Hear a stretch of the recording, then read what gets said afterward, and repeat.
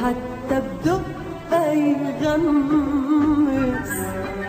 لو جاله حبيب يرتاح له، لو جاله حسود بيخمس.